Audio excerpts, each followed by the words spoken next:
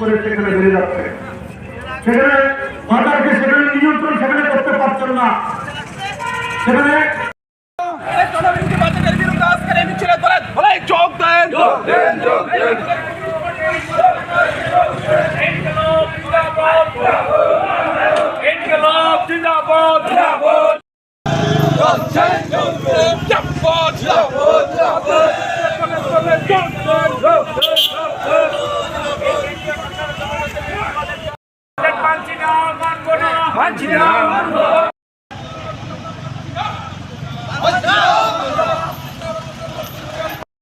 এই কর্মসংস্থান বৃদ্ধির ক্ষেত্রে বাজেটে এই ধরনের কোনো পরিকল্পনা আমরা লক্ষ্য করিনি।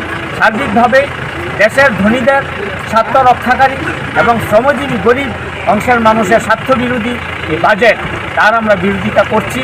বিরোধিতা করেই আমরা এই ধরনের কর্মসূচি আমরা গ্রহণ করি।